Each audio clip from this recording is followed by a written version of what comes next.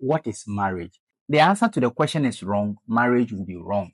It amazes me how most of us, before we marry, we refuse to ask the hardcore questions and then talk about the unnecessary things that will not help us in our lifelong journey. Today, we are going to have that conversation.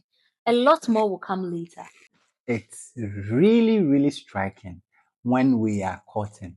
We ask questions like, what is your favorite color? What have you eaten? What is your favorite food? What dress are you wearing Where- today? And when we meet together, we don't ask the hard questions. The foundational question that we can ask is, to you, what is marriage? How I understand marriage and how you understand marriage will bring a whole difference. We may want to dig deeper into what, probably per our experience, what marriage is. Why should we get married? For some people, when we talk about marriage, we feel when we marry, we have arrived because that's what society expects of us. When you are 30 years and you've not married and you live in a typical African community, your elders will start asking you, you don't want to marry? As a lady, what are you waiting for? So all that you want is the degrees.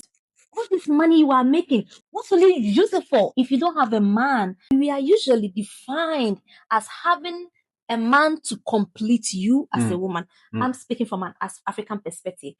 We are pressured into getting married, not because we really want the marriage as at the time we marry, or we even understand what we are going I'm in for. telling you. Marriage may come with its own challenges, its own responsibilities, what it is founded on, which we are completely not prepared for. We know nothing about. We feel I'm 25 now, I have to start I have finding to someone just, to I marry. have to just marry. And then we marry and we are faced on with the hard truths that really strike us, that really get to us, that really makes us question, why did I take this decision So in the first place, maybe the point is I didn't want it, but because society pressured me into it. And because you don't want it, the motivation will not carry you on in it. So the first 1 year, the first 2 years, you will be out of it. At best, 2 years. That is when you have said you have tried. because that is not what you want. Society says, get it. Like you get married, they ask you, when are you going to give birth? You are not mentally mature. You are not physically mature. You are not financially mature. You are not there to get pregnant and produce babies. Yes. Bringing babies come with a lot of responsibility. So you give birth to children. You are not prepared. It's going to be another issue for the marriage your again. whole life will turn upside down.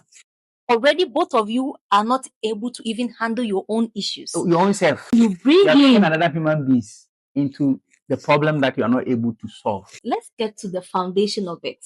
Because if I want to come from a woman's perspective, I know you also have the man's perspective. Because according to some men, they want a helper in the house, somebody to clean, somebody to cook, somebody they will come home to meet as a housewife to do all the house things for them.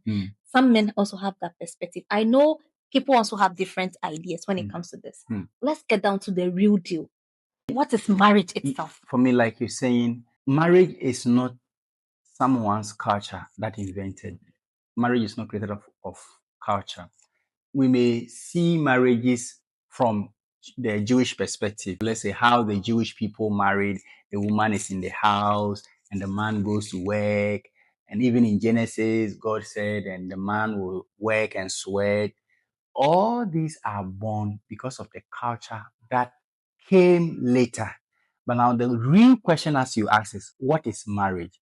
God said that, and the two shall become one. Genesis chapter 2, verse 24. What does it mean? I am Elijah, my wife is Sarah. How can we become one? How is that possible? A male, a female. We are two different people. God said they shall become one. What it means is that the two of you, even though you are different individuals, you are united in purpose. You are united in essence. What it means is that when you bring me to your house, your burden becomes my burden. Your worry becomes my worry. What you want to achieve now becomes my responsibility to help you achieve. What you don't like, it is not like I want to give up my life for you or you want to give up your life for me. The two of us blend together and become one. So far as we are one and one in purpose, I'm sure all of us will face the same direction. Sometimes marriage problems that arise from marriage comes from this, where each and everyone is looking the opposite way.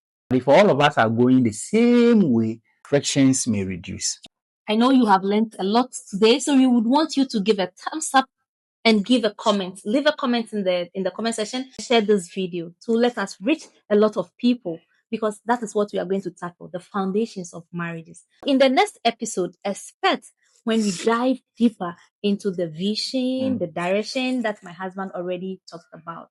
As we close, let me also ask myself, why did I marry? If the answer to the question is wrong, marriage will be wrong.